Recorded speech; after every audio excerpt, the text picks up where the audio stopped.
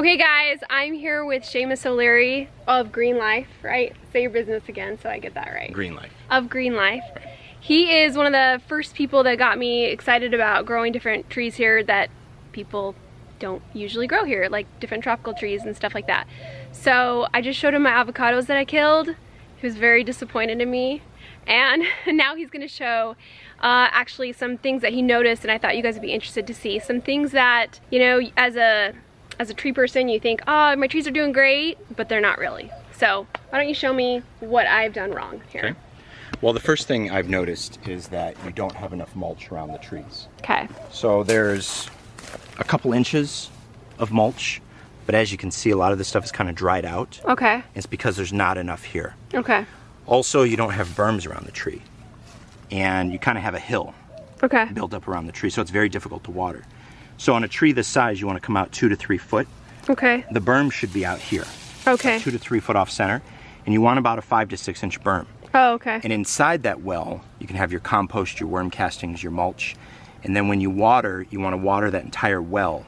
Okay. So that it fills up, so you have a lake created around the tree, because you want a nice wide water pattern. Okay. You don't want drip lines, drip, drip, drip in one spot. You want water covering this area. So that encourages the roots to grow out? Correct. Okay, all right. So, and then as the roots grow out, the tree becomes more established. It'll take more heat, take more cold, fruit sooner, get better quality fruit.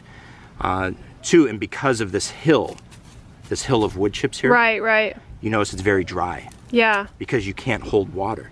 Okay. So not only is there not enough mulch, there's no water, and therefore it's just kind of dried brown dirt. Okay. Is what's going on here at the moment. Okay. So more water. In the winter, yes, you can overwater, but in the summer, you can't overwater. You really can't. Okay, all right. Did you just almost break my mango tree there, or? Well, I know you're going to ask me to replace it at some point anyway. Yeah, so. I probably will. Yes. At some point. Right. All right. Okay, so, and same thing with avocado. I mean, Yes. This is in Mexico anyway, so you're not sure exactly how it's going to do here, but I'm going to show a picture right here of your Instagram. I'll link to it, of your awesome Aravipa right now. That's awesome. So same thing over here, basically. Okay. Right? Same thing. You can see the kind of, I don't know what's going on. There's a half of a hill, there's a little bit of a valley between a canyon. Yeah, okay. And then a small hill on the other side. You want to have a nice even berm around the tree, and then equal amount of wood chips, compost, worm castings around the tree. Okay. You're on flood irrigation here. Right. And you have an awesome microclimate. Right. With the afternoon shade. So anything you put in the ground here should just grow crazy. Okay. So the fact that they're not growing crazy tells tells me that something's wrong there. Here. So it's probably partially that I'm not feeding them enough, and also I'm not creating enough of a well to really keep them wet when they do get watered. Yeah, this is bone dry. Okay. In June in Phoenix. Not gonna work. No. Okay. All right. I shall do that and report back. Thank you. Okay. Thank you. Say that again. So you were saying with worm castings and compost, how often would you do that? Worm castings and compost, I would reapply 2 to 3 times a year. Okay. The mulch should always be kept at a minimum of 10 to 12 inches. Okay. Coming out 2 to 3 foot off center. Okay. Of the tree.